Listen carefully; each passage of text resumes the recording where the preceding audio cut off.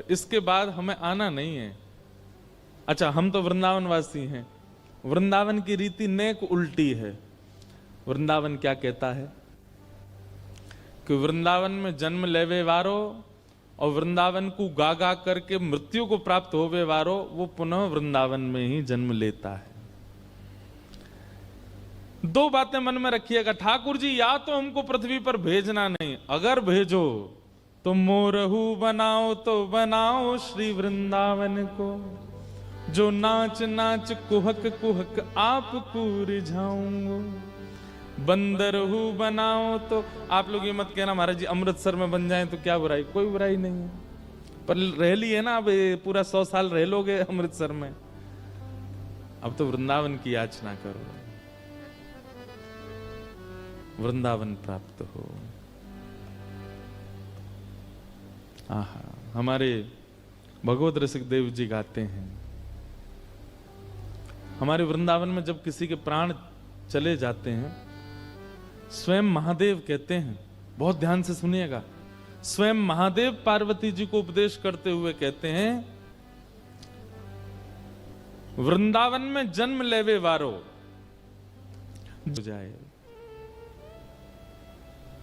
बहुत ध्यान पूर्वक सुनो, इधर देखो, रूप रस स्पर्श गंध और शब्द, आपका चाहे जहां जन्म हुआ हो, चाहे कहीं मृत्यु हो रही हो, लेकिन अंतिम काल में या तो नेत्रों के आगे कोई ब्रज की वस्तु आ जाए, कुछ नहीं तो बिहारी जी का चित्रपटी देख लिया, बस राधा रमन जी का चित्र देख लिया, राधा वल्लभ जी का चित्र देख लिया, गुरुदेव का चित्र देख लिया, ब्रजवासी ब्रज के किसी संत रसिक का चित्र देख लिया, स्वामी जी का चित्र देख लिया,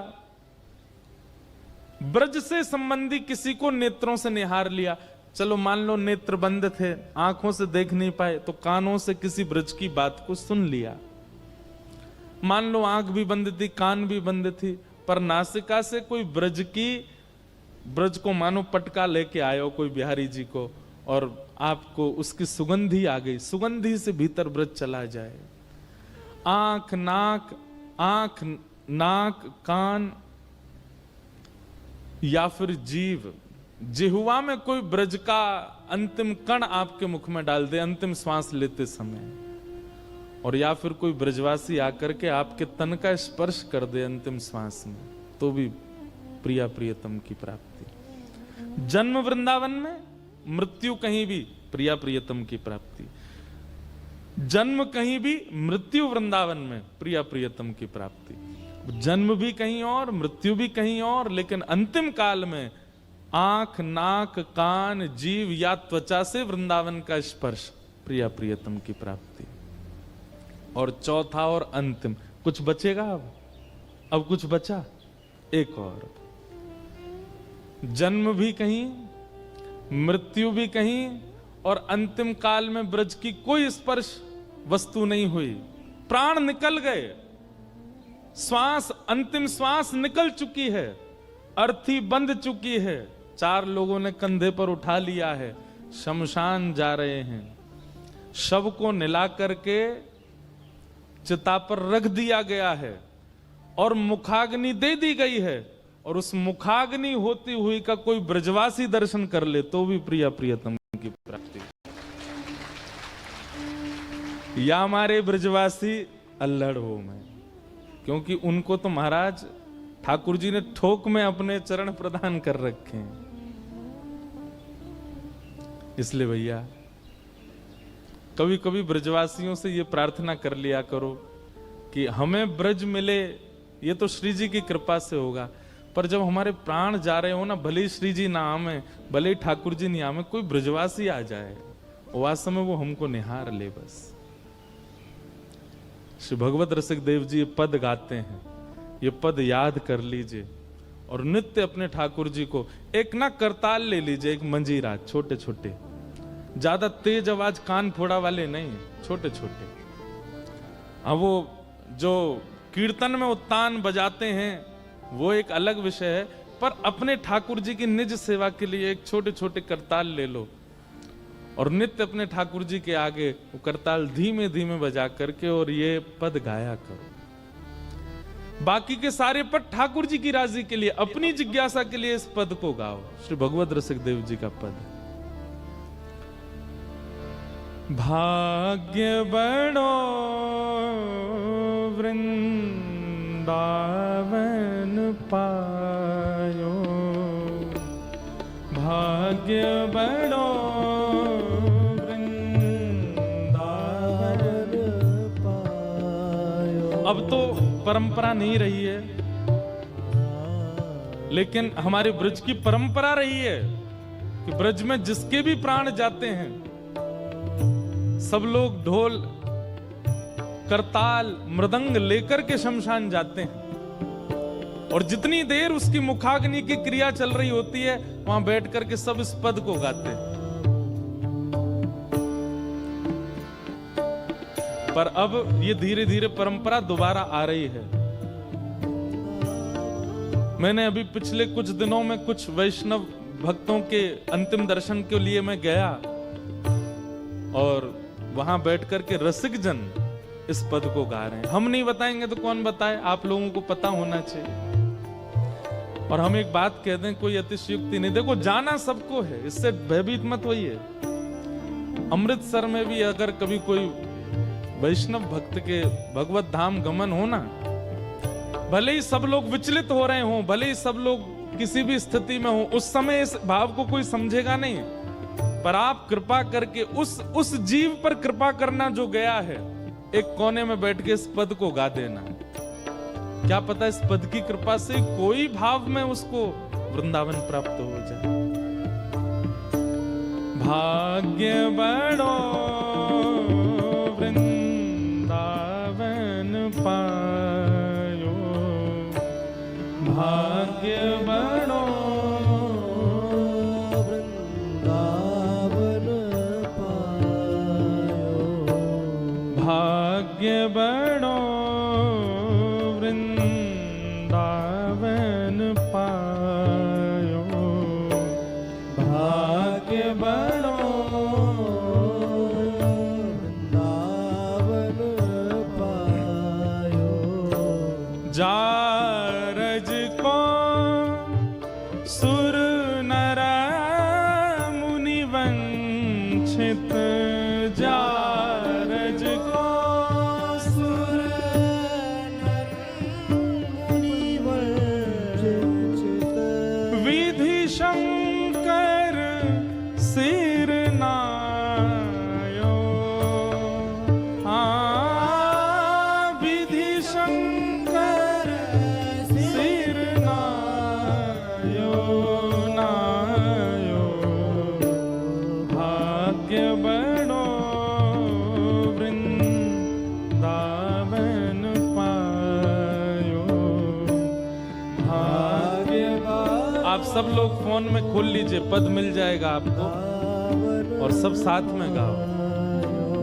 वृंदावन की रज सामान्य नहीं, जा रज को सुर नर मुनि वंचित, विधि शंकर, साक्षात देवादिदेव महादेव शंकर भी जिसके कणों को अपनी जटा में धारण करते हैं, वो है ब्रज की रज।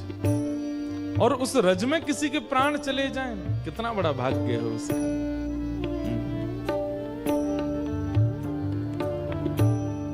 बहुतक युग या रज बिन बीते, बहुतक युग या रज बिन बीते। एक बात मेरे को याद आई तो मैं कह दूं, ब्रज की भूमि के प्रति कितना आदर एक भक्त का होता है, ये इस कथा से पता चले। श्री सूरदास जी महाराज, जिनके नेत्र नहीं थे, जीवन भर जिन्होंने ठाकुर जी के पद गाए, जिस समय उनके प्राण त्यागने का समय आया, मरणासन अवस्था में थे श्री सूरदास जी, बस प्राण जाने वाले हैं, हिलडुल भी नहीं पा रहे थे, लेकिन प्राण अटके हैं, जा नहीं रहे हैं। तब महाप्रभु, सब लोग इधर देखिए, बहुत ध्यान से सुनिए इस बात को, श्रीमद् वल्लभाचार्य जी महाराज को उन्होंने याद किया, अपने गुरुदेव को, और महाप्रभु जी पधारे, अंतिम क्षण में महाप्रभु जी ने उनको दर्शन दिया। सूरदास जी महाराज कहते हैं मेरी केवल एक इच्छा है। बोले क्या? मैंने जीवन भर कभी ब्रजमंडल को, ठाकुर जी को अपनी पीठ नहीं दिखाई।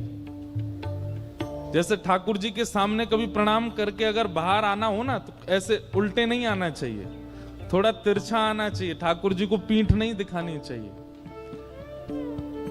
लेकिन सूरदास जी बोले आज मैं क्या करूं, आज मेरी पीठ नीचे है, ऐसे लेटे थे ना, और मैं ब्रज भूमि को पीठ मेरी जा रही है, मैं ऐसे प्राण नहीं त्याग पाऊंगा। मैं सुख से प्राण तब त्याग पाऊंगा कोई मुझे करवट दिला के मेरा मुख पृथ्वी की ओर कर दो।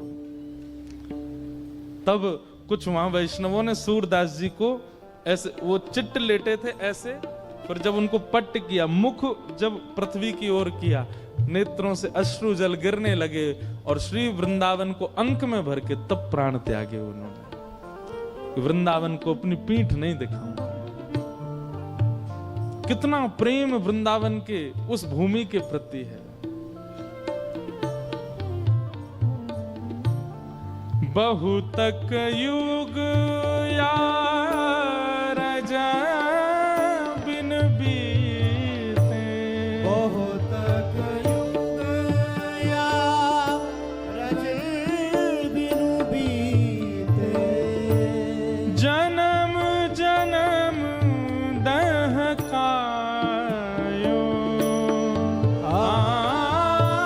जन्म जन्म पायो, भाग्य बड़ो वृंदावन पायो, भाग्य बड़ो वृंदावन पायो। सूरज अब कृपा कर दीनी, सूरज अब कृपा कर दीनी, अब है निशान बजायो, अब है निशान बजायो। अब है निशान बजायो को मतलब, और कहीं प्राण निकलते हैं ना तो आत्मा भयभीत होकर के प्राण त्यागती है, लेकिन जब वृंदावन में प्राण जाते हैं ना तो आत्मा परम आनंद में होकर के प्राण त्यागती है। अब है हो जाती है आत्मा। जब उसे पता चलता है कि मेरे प्राण, मैं इस देह का त्याग वृंदावन में कर रही हूं, वो आत्मा अभय हो जाती है। अब है निशान बजायो,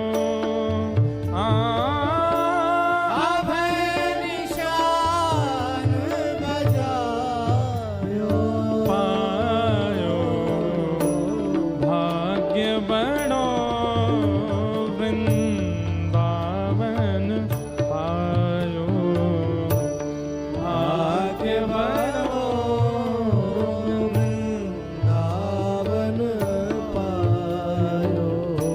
आई मिलो परिवार आपनो, आई मिलो परिवार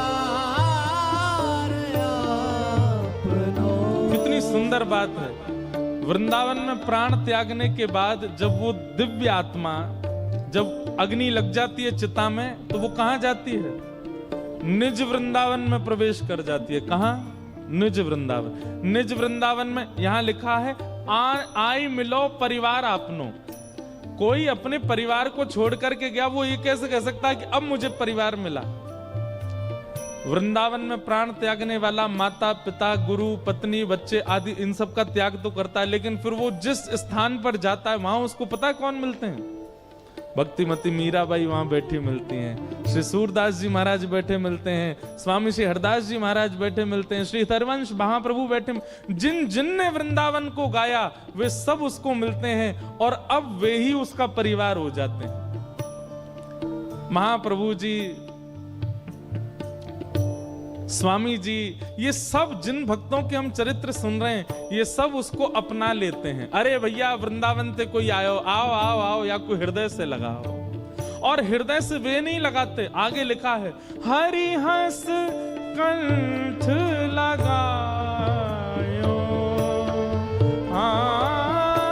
हरि हंस कंठ लगायो, भाग्य बनो वृंदावन पायो, भाग्य बनो वृंदावन पायो। जिन्होंने ये पद लिखा है ना, अब ये पद पूर्ण होगा तब उनका चरित्र सुनाऊंगा। इतना सुंदर चरित्र है श्री रसिक देव जी महाराज, स्वामी श्री हरदास जी की परंपरा के आचार्य हुए। क्या कह रहे हैं? श्यामा श्याम जू बिहारत दो, श्यामा श्याम जू बिहारत दो। वृंदावन में प्राण त्यागने के बाद जब निज वृंदावन मिलेगा, उस निज वृंदावन क्या दिखता है?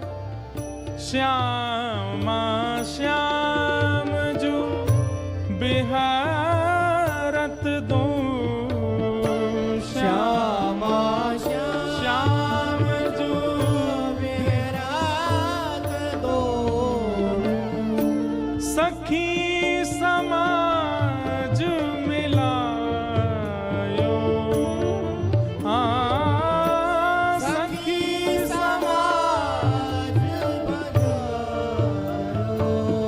पायो, भाग्य बनो वृंदावन पायो, भाग्य बनो वृंदावन पायो।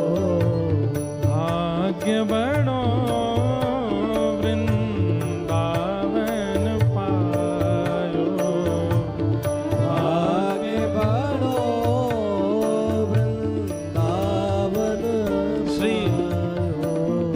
रसिक देव जी कहते हैं वृंदावन में प्राण त्यागने वाले के लिए आंसू तो बहाइए पर शोक मत करिए चित्त में, उसके लिए विचलित मत होइए।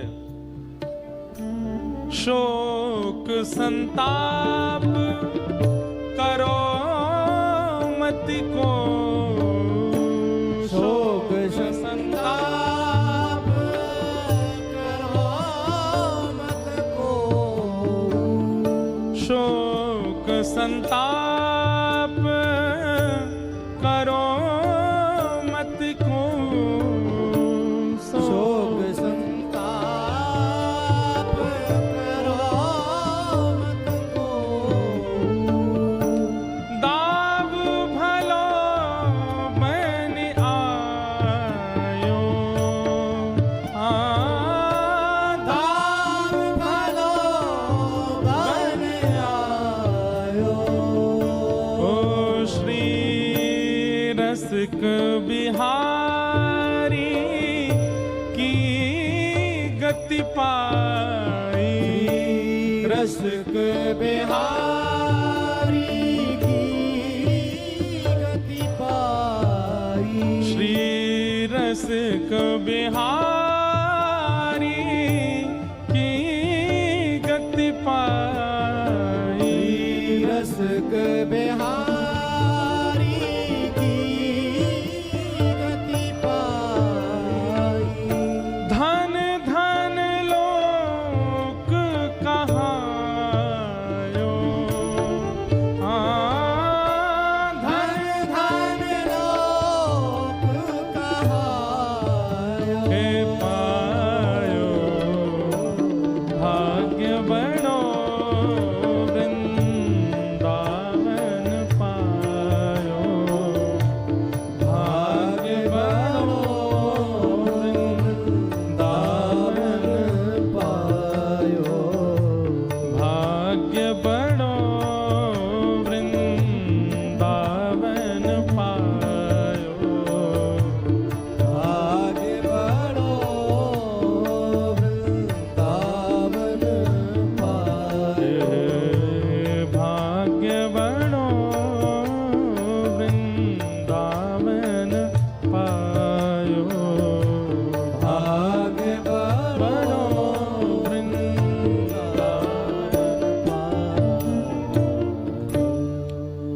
ये पद आप सब लोग अपने फोन में रखिए, अपने ठाकुर जी को जरूर सुनाया करो। ये याचना के रूप में सुनाना है।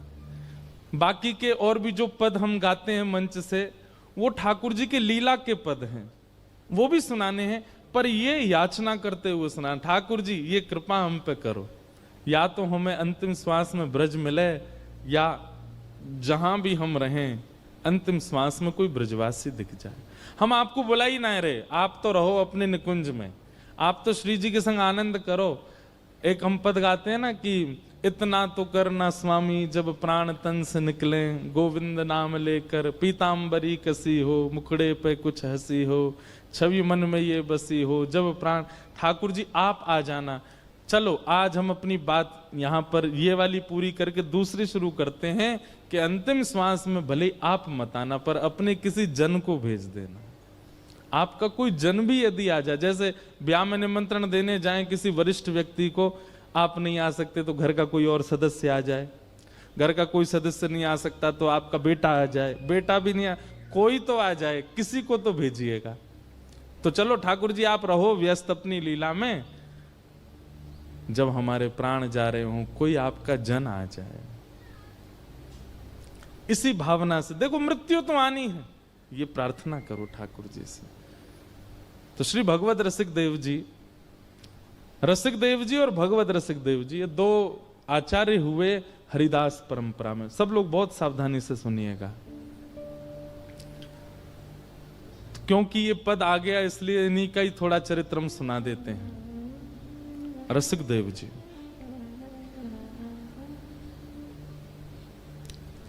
वृंदावन में एक स्थान है गोरीलाल कुंज, क्या नाम है?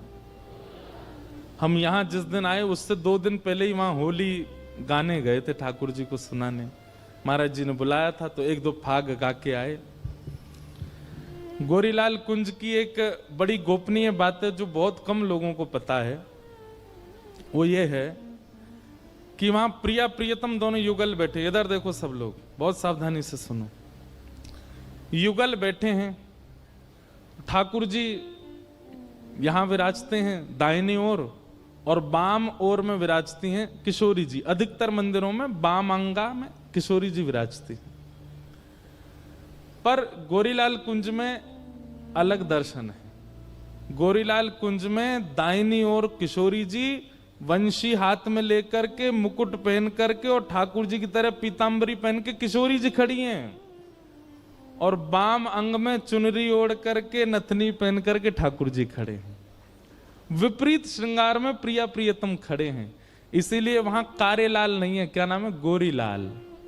लाल कैसे हैं? बोले पूरे विश्व में तो सांवरे हैं, कारे हैं, पर यहां पे कैसे हैं? बोले गोरे हैं, इसीलिए स्थान का नाम है गोरीलाल। क्यों? लाला है ही नहीं, किशोरी जी हैं। विपरीत श्रृंगार में प्रिया प्रियतम खड़े हैं। तो हम जब अभी वहां गए थे होली गाने, तो मैंने कही पूरे ब्रजमंडल में गाते हैं रसिया को नार बनाओ, मैंने बाकी जगह तो नार बनाना पड़े, गोरीलाल कुंज में तो बनो ही बैठो है। वहां तो चुनरी वारी बन, और आज से नहीं सदियों से ठाकुर जी वैसे ही बैठे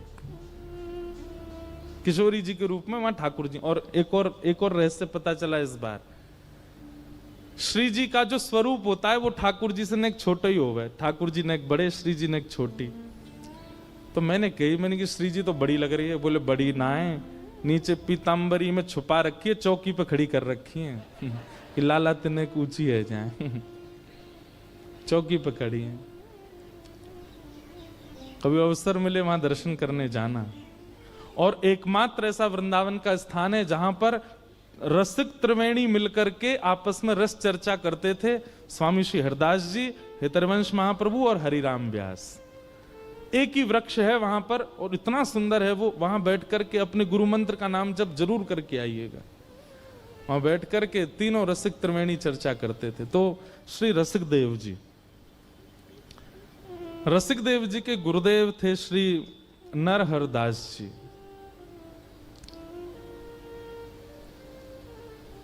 नरहरदास जी श्री गोरीलाल ठाकुर जी की सेवा श्री नरहरदास जी करते थे।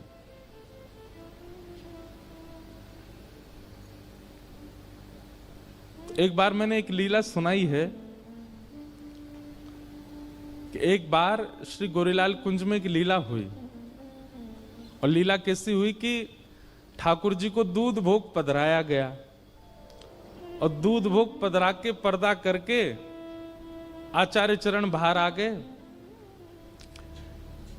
लेकिन जैसे ही थोड़ी देर बाद पर्दा हटा के दूध भोग उठावे गए तो भीतर कहा देखो पूरा दूध इचटो पड़ो है। इचटो समझे? ऐसे जैसे पिचकारी से ऐसे पूरा ऊपर नीचे पीछे आगे सब जगह दूध फैला पड़ा है, और ठाकुर जी और किशोरी जी दोनों दूध में नभे हुए हैं, छोटी छोटी बिंदु उनके मुखमंडल पर। तो आचार्य चरण ने विचार किया, अरे है सके कि गर्भगृह में कोई चूहा आएगो होगो, कोई और जीव आएगो होगो, वाने दूध गिर दियो होगो, वही तो फैल गयो। ऐसा सोच के उन्होंने साफ सफाई सब व्यवस्थित किया, चले गए। लेकिन रात्रि में जब सोए तब ठाकुर जी ने वास्तविकता बताई। बोले कोई चूहा ना आयो तो का भयो? बोले किशोरी जी दूध में दूध भर के पी रही, और जैसे ही पी में सोई मोते कहें अरे या दूध में तो कुछ पड़ो है। ठाकुर जी बोले मुंह दिखाओ, तो ठाकुर जी देखें अरे श्री जी यहाँ में कछु ना है, पियो। श्री जी जैसे पीने लगे फिर ना ना यहाँ में तो कुछ पड़ो है। ठाकुर जी झांक के देखें अरे यहाँ में कछु ना है श्री जी, पियो। श्री जी फिर अरे ना ना यहाँ में कछु पड़ो है। तो ठाकुर जी बोले मोह तो दिखना रहो। बोले ये जब आप देखो तब ना दिखे, जब मैं पीवो शुरू करूं तभी दिखे। तो ठाकुर जी बोले रुको, आप मुख से लगाओ और मैं आपके गाल ते गाल छुपा के मैं देखूंगा काया में। तो जब किशोरी जी ऐसे पी रही तो ठाकुर जी यहां गाल से गाल लगा के वहां में झांक रहे हैं दूध में, तभी कहा देखो कि किशोरी जी की जो नत बेसर है वहां में एक लाल मणि लग रही है, वो चमक रही भीतर। ठाकुर जी बोले अरे श्री जी आप तो बड़ी भोरी हो, या में कछु पड़ो ना है, ये आपकी नत बेसरी चमक रही है। तो या बात को सुनकर के श्री जी को इतनी जोर की हंसी आई कि पूरे मुंह पे धरो जो दूध हो वो उछट गए हो। तो लाल जी भी दूध में है गए, श्री जी भी दूध में है गई, पिछवाई दूध में है गई, सब दूध में है गए। और ये लीला स्वप्न में देखते ही आचार्य चरण रोने लगे। आहा, मैंने तो सोची कोई चूहा आएगा होगा भीतर, लेकिन पता चली यहां तो प्रिया प्रियतम की दिव्य लीला भी। बंधुओं ये भी एक भक्ति भाव है। आपके ठाकुर जी की सेवा में अगर कुछ ऐसा होता है जैसे कोई सामग्री गिरी पड़ी मिली या कुछ इधर उधर हुआ मिला, तो आप लोग विचार पहला यही करते हैं कि यहां चूहा ही होगा या कोई ऐसी वस्तु, कोई छोटा जीव आगे होगा। नहीं, भक्ति भावना यदि चित्त में विश्वास प्रगाढ़ होगा ना तो वो ठाकुर जी की लीला ही हुई होगी, वो आपको उसका अनुभव हो जाएगा। तो नरहरदेव जी गोरीलाल ठाकुर जी की सेवा करते थे और गोरीलाल कुंज के मुख्य अर्चक। कई सारे शिष्य थे उनके, उन्हीं शिष्यों में एक थे श्री रसिक देव जी, जिनका पद अभी हम लोगों ने गाया। तो नरहरदेव जी के मन में आता तो था कि मैं गोरीलाल ठाकुर जी की सेवा रसिक देव को दे दूं, लेकिन उनके मन में आया कि पहले परीक्षा ले लूं, ये वास्तव में योग्य है कि नहीं सेवा के। बहुत सुंदर लीला है। तो नरहरदेव जी ने क्या किया, अपने दूसरे शिष्य को बुलाया और कई 2-3 शिष्यों को बुला करके कहा, बोले सुनो कल से तुम लोगों को एक अभिनय करना। अभिनय मतलब नाटक। कैसा नाटक? बोले जबरदस्ती की शिकायतें लेके आनी है रसिक देव की मेरे पास। कभी अपना कोई वस्त्र फाड़ देना और मुझसे आके शिकायत करना रसिक देव जी ने फाड़ दिया, कभी कोई सामग्री गिरा देना, कह देना रसिक देव जी ने। तो सब बोले गुरुजी ऐसा क्यों? बोले जैसा हम कह रहे हैं वैसा करो, हमको परीक्षा लेनी है रसिक देव की। और दूसरे दिन बेचारे रसिक देव जी तो बड़े सीधे थे, बहुत सौम्य, बहुत सरल सीधा स्वभाव उनका,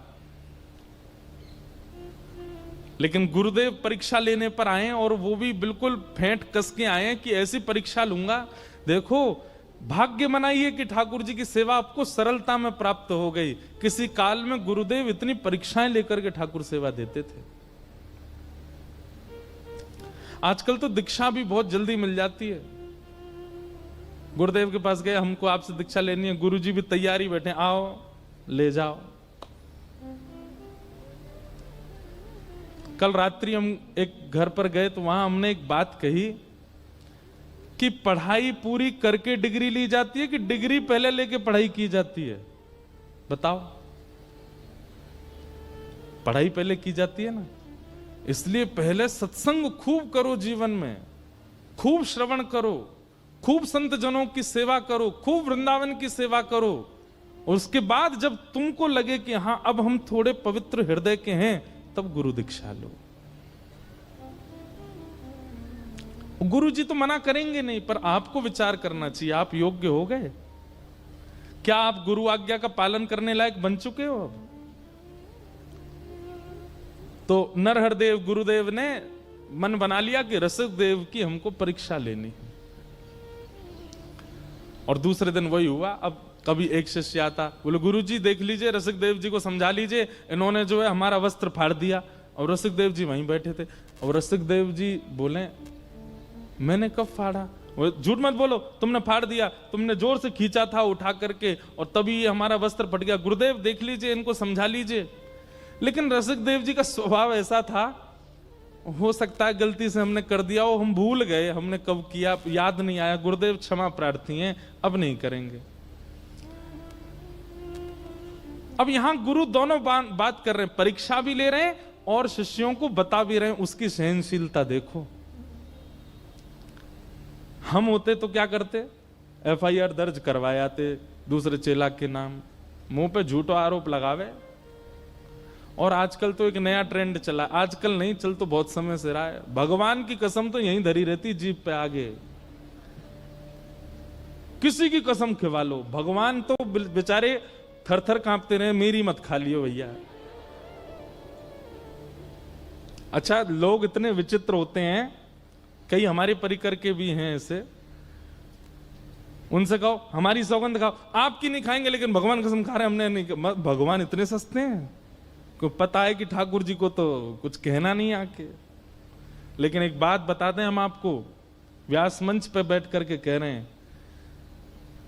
ये कसमों से होता तो होगा ही कुछ ना कुछ, पर ठाकुर जी की कसम यदि आप खाते हो, भले ही आप कितने भी सत्य हो, आप ठाकुर जी की